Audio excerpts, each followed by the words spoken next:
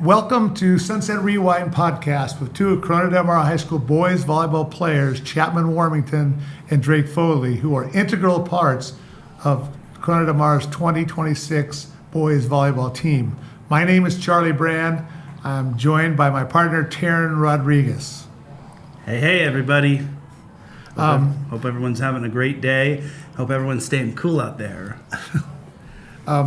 Chapman, tell me about yourself. Tell us about yourself. Well, my name's Chapman Warmington. I'm a senior libero, and I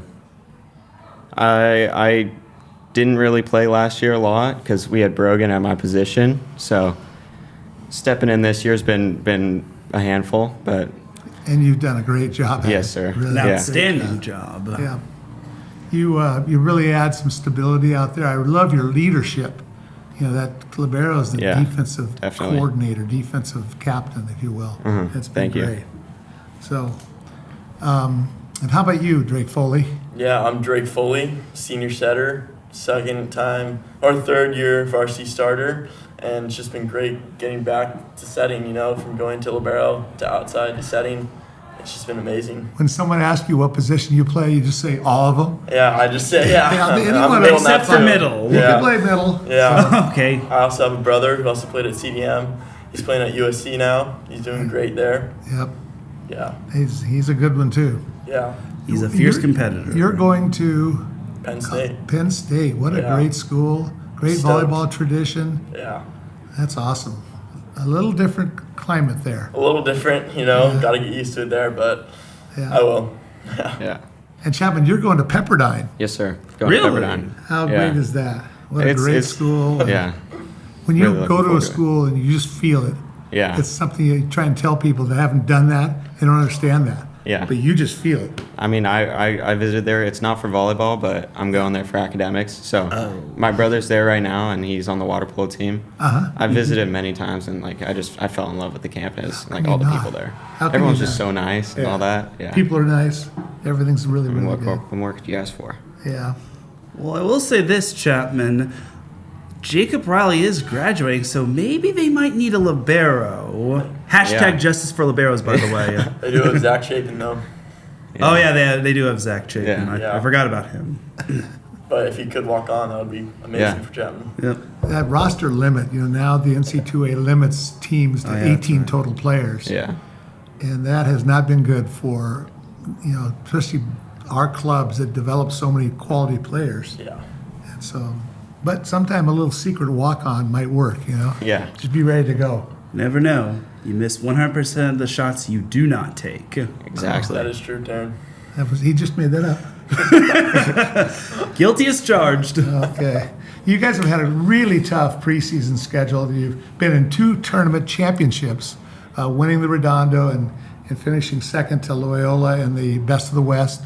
2 great tournaments. You've played Maricosta and beat them in the Redondo. You've played Loyola. You've played Huntington Beach. Yeah. Definitely a quality team, and beat them. Newport Harbor is always very, very talented. You've had the toughest schedule you could have. Tell us something about your thoughts about your preseason schedule. I mean, we really focus on in practice, just having that in the back of our minds, playing those teams in the end, and I mean, especially with the Maricostas and then the Loyolas. So we really have that chip on our shoulder in practice, and we just take it day by day, try to improve any way we can. So it's definitely always been in the back of our mind, playing those teams. Right. I mean, it's whatever we can do to win, honestly, at this point. Well, and if you're going to win it all, you got to know how to compete with all those teams Yes, that sir, you've yeah. already seen. I mean, Coach did want our season to start off pretty hot, playing Maricosta at Redondo, also playing Loyola and Maricosta at Best of the West, but also playing them pretty early in the season so we adapt to them so we can play them later on and beat them. Right. It matters most. Yeah, so you'll know when they talk about it. Your coach is kind of that way, the chip on the shoulder. Yeah. She is extremely competitive. I coached her, I know, so along the way. How about favorite matches for you this year? What are some of your favorite matches? I mean, obviously there's the Harbor, the Battle of the Bay. I mean, everyone's there. It's awesome. But for me, I really like the Loyola matches, especially playing at Loyola. I love that campus, always have. Yeah. And their bench gets really rowdy. I love that. And during that match this year, we heard their bench talking to our bench, and it's just always been like that. So I love playing them for that rowdiness. Yeah. Yeah. Learn that about life. So often you get confronted like that and you back down. But if you learn to love it, then Yeah. you'll step into it, and it's exciting and fun. Definitely, How yeah. about you, Drake? Yeah. Favorite game of the season's probably been Huntington since we swept them. Yeah. I mean, Swept him good. swept them pretty good. Yeah. Sorry, Craig. But also playing Miracosta in the Redondo tournament at Miracosta because they didn't really have a crowd. Oh, really? Yeah, they didn't have hardly anybody there. Taryn knows. I can confirm that they Yeah. did not have a crowd, and them beating Miracosta at Miracosta was actually Miracosta's first loss since 2024 when Loyola last beat them.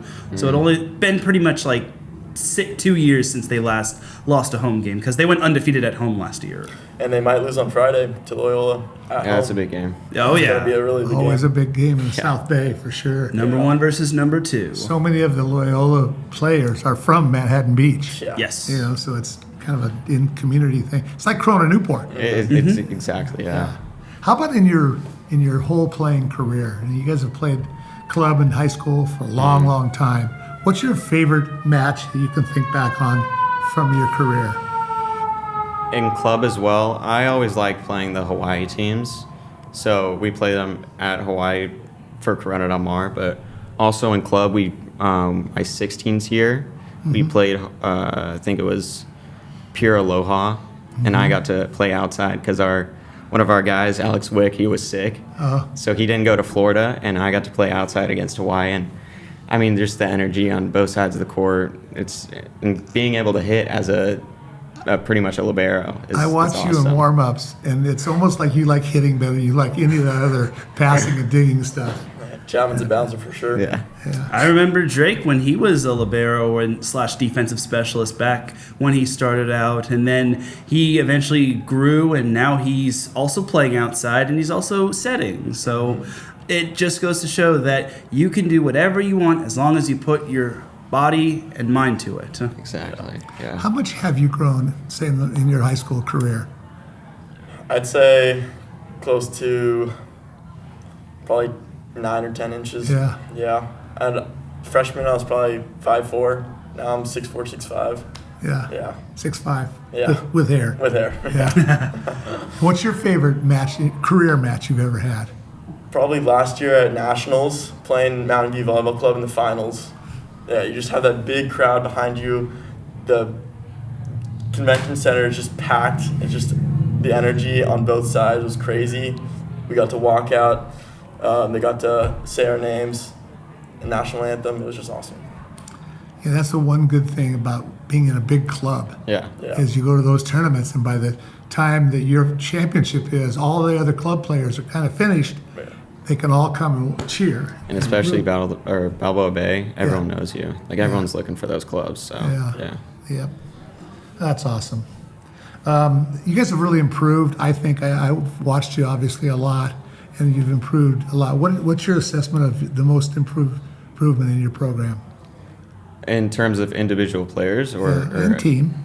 So individually, I think I've gotten a little better at passing. Like when I was a freshman, I don't know, floaters were a nightmare for me. I hated them. So my platform's definitely improved over the years through, private lessons as well as Balboa and CdM volleyball. But as a team, I think our chemistry's definitely built over the years. We hang out outside of practice and playing all that stuff. Like we're all friends. We go to the athletic club and play volleyball there. So definitely our chemistry on and off the court has developed as we've gotten older. Yeah. That's something you take with you for the rest of your life. Definitely, yeah. Really important. How about you, Jay? For me, I'd probably just say location on my sets. It was pretty inconsistent last year because it was probably my first year setting, really. I only set when I was 14. Didn't really count. But then as a team, I'd probably say how well we are able to adapt in games to certain situations. That's key. Yeah. It's a key to success at the end. It's having that. You're a great story. Both of you guys are a great story because both of you guys work really hard during the off season and during season. Thank you. And you're a testament to that. I think you've got a great coaching staff. I do too. Yeah. Very, very. You got coaches that have been around for a long, long time. Oh yeah. And Katie, is good about delegating different things to different people. You've got Kurt Hansen, who I think I'm the only person in the gym that's older than he is. He's been around. You've got Nick Hanneman, who's been around. I mean, you got some guys. Last year you had Sam Stafford, who was he is really a good coach, having coached him and then having him coach with me. Definitely. Those guys do a good job. They do a great job. All that being said, give us some funny stories, either about players on your team or the coaching staff or anybody. Remember, people are going to watch this. Yeah. So you better be a little Some of the stuff we how you might say not be it. able to say. Yeah. Yeah. I got a funny story about Kurt. So practice last year, Kurt, he was, taking charge of practice, and then I'm up there blocking. He comes to me to the net and he goes, "You need to take the charge," and he runs through me through the net, and I just fall back, and I'm just like, I didn't expect it. And it's like, okay, that's Coach Kurt for you. Just met you, but that's awesome. He's been around for a long time. When he first started, he was a good basketball player. So Really? take the charge was something he knew. Yeah. I was going to say the exact same thing. I mean, I've seen it this year with the freshmen. We have some freshmen that practice on varsity. Yeah. I saw him. We have a freshman middle blocker, Tomas. Yeah. And who's going to be good? he's going to be great. I mean, He's oh my getting gosh. better right yeah. now. Yeah. I watched Kurt practically run into him, like through the net. Yeah. Like throughout, like I was on. We had 3 courts set up. I was in the middle court. He was on the right one. I look over for like a split second. I just see Kurt running into people. And I think that just shows like the old school coaching. Absolutely. I love that stuff. Yeah. Absolutely. How about Katie? Any funny stories about Katie? She's pretty intense. Very intense, but just recently. So Ben Brown was added as another captain for our team. Great I mean, to of hear. course, obviously, Great right? to hear, yeah. So Coach Thompson pulls Drake and I off the bus. This is on our way to the LaSalle game. This is yesterday. Yeah. Yesterday. And she goes like, "We're gonna have Ben as captain, and we want to get him and make it seem like he's in trouble." So That's Katie. she's really mad, acting really mad. Yeah. She pulls him off the bus, and she's like, "Just come over here. We want to talk to you." Like very serious. Yeah. And then she announces that he's captain, and he was. I mean, you could tell he was worried, like something happened. Yeah. Yeah. But when So- she first said it, she was like, "Ben, we need to talk to you outside." And then he didn't actually hear that, so she goes back in and she yells it even louder. Yeah. Everyone on the bus just looks straight at her in complete awe, like, "Oh, he's in trouble." Yeah. That's funny. Yeah. What are some drills that you always do in practice? Now, every player, having been on both sides of it, every player does a certain drill that the coach likes. But after a while, you go, "Oh man, not this one again." Yeah. Yeah. What drills? I mean, we have those every practice. We start with threes, but now like 3-man. Mm-hmm. Now we've recently been doing like more ball control stuff because that's stuff we need to work on. Definitely Serve and pass. serve and pass, but more like down balls. Float Yeah. serves, all that stuff. So we get triangle. I'm sure you know what triangle passing is. We get 3 guys. Yeah. One throws, another one passes, the other one catches and gives the ball to the thrower. So we've been doing that at the start of practice instead of 3-man. So yeah. Don't let that get old. 'Cause No. there's a reason It's- she's doing that. Exactly, Yeah. and it's helped us a lot. Yeah. How about you? I'd probably say at the end of practice, we almost always play sixes. Just Yeah. a 6v6, either free ball game or serving game, but we always get to play. It's always great. That's great. Yeah. Does she ever limit what you can do? Like you can only hit out of the back row, or you have to run Like middle? brown or, paper bag.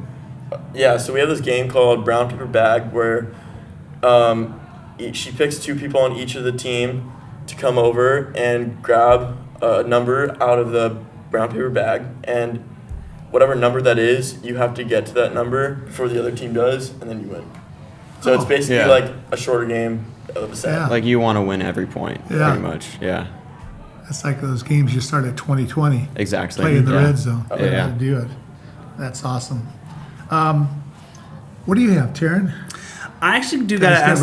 get ready. Yeah. I gotta ask you this: Is it a little bit more of a relief that you're no longer playing in tournaments until the playoffs, or do you like those tournaments? You know, there's a relief, but there's also not, because we love playing volleyball, but it's also great to have a break, like 2 days off of a week, because when we have those tournaments, we almost barely have a day off, and it kind of kills us. But, you know, there's a benefit, but there's also not to playing in these tournaments. Right.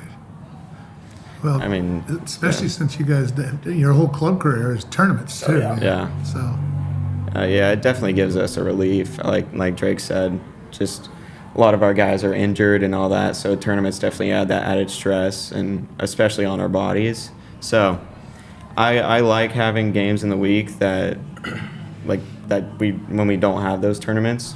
So, but the tournaments do help because it's extra reps and all that. Like if we could be playing a lesser team, and so just getting those reps in and focusing on what we can do, that's a plus for those.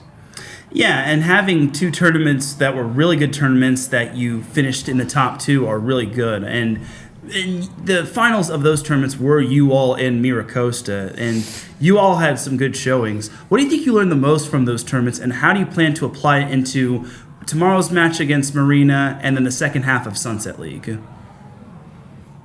I mean, just focusing on what we can control. Like in those tournaments, we're all tired. So during the end of those games, if we go to 5 sets or even 4 sets, we're going to be tired. Our platform's going to give out a little bit. We got to focus on those key mechanics. And so just adapting to that, and especially like in the tournaments, sometimes there's a crowd or something like that. So in those high-level big games, we got to just basically adapt ourselves and focus on what we can control. Yeah, and going off of that, I say coming together as a team after every point. You know, it's something small. It's something that people most often overlook. But, you know, coming together, talking about that play, and then moving on, it really helps. Good. March 31st is, now I know Katie won't let you do this because you don't look ahead. You only look at a Marina Exactly. tomorrow night. But everybody has circled March 31st, which is the last Battle of the Bay of this season. Unless there's playoffs. And probably the last Battle of the Bay that you guys will be in. Yeah. Give us your thoughts about that. I mean, we're very competitive, and I am especially, I know. I'm just looking to beat those guys. I mean, I'm friends with a lot of them. I'm, like, texting them before the games, like, stuff like, I know Tyler Pence, he's the setter. He's a I character. text him. I'll text him like a couple of days before, like countdown starts now. You're going down, stuff like that. I love it. Like he's been texting me like, the days will go by. He'll be like 5, 4, like 4 days till the game. Yeah. Just stuff like that. Like we need to win that game. Yeah. So I'm looking forward to it. Yeah. Yeah. And as Taryn noted, you might see them in the playoffs. Exactly. Right. Yeah. So. Yeah, as of the rankings right now, the first official rankings, Newport Harbor is 5 and you all are 2, I think. So right now you wouldn't see one another in the playoffs, but a lot can change in the span of mid-March all the way to playoff time in late April, early May. Mm-hmm. You never know. There have been quite a few Newport Harbor Corona Del Mar CIF finals. Yeah. that have Oh, yeah. Really been exciting. That would be amazing if that happened this year. Yeah. I would love to just beat them in the finals. Yeah. It's Even go to the finals with them. Yeah. That'd be awesome. Yeah. The entire Sunset League is just looking good. I gotta acknowledge that because it's not just you all. With all due respect, because you're leading the league, you're first place. Huntington's still doing great. Newport has really come into its own. Los Alamitos, I hate Stepped to up. tell you all this. Yeah, they did go 5 with you all, but you managed to come out on top. But they're really good. They're number 10, so Yeah. 4 Sunset League teams are in the top 10. Edison got a good win against Fountain Valley. Fountain Valley is most likely going to be a at-large team, barring they don't pull off any upsets. And then Marina is a team you don't want to sleep on. That Yeah. team, even though their league record is not what it seems, they are scrappy as heck. They play a lot of good defense, and even though they got a few players out, that team can really play. And Ryan Parker's an absolute dynamite coach. Okay, you got it, guys. On your team, who creates the positive energy? Is it you guys? Yeah. Is it the coach? I think it's Is it the crowd? Yeah, I think it's all of them. I think it's mostly me, Chapman, and Ben. Ben creates a lot of our energy too. I mean, it's just great that he gets to bring all the guys together with us and just get us hyped for the games. I'm amazed at some of your defensive plays. Those rallies just keep. How'd they do that? Yeah, I mean, it's awesome, really yeah. fun to watch the team work together, and there's like nothing is given; it's going to go down. And that whole attitude, and comes from you guys. You're the setter, Yeah. the passer, and then the hitter. You know. Yeah. It's like I'm watching Hawaii in terms of men's volleyball or UCLA. Yeah. What brought that on? I've seen a few of their matches. They have some of those long, scrappy rallies and amazing hustle plays, as noted on their match against when the two teams played one another. So, Fountain Valley, that match was a good match for you guys. They didn't have many terminal hitters, but they sure dug a lot of balls. Yeah. They're And very I always scrappy. think that's good for you as a team, Yeah. because now you have to stay focused, stay focused. You can't let it go just because you hit one good ball. Yeah. And that's really good in the long run. Yeah. What else do you have, Taryn? I just got to ask this. You mentioned 5-set matches. You actually, obviously, you beat Los Al earlier this week, but you also beat Santa Margarita. That was a team that you played earlier in the season. What do you think changed from them the second time as opposed to the first time? I think it looked like that they might have wanted more than us in that 5-setter, but we eventually pulled out in the 5-set and said, you know what, we're done with this. We want it more. We're gonna get it.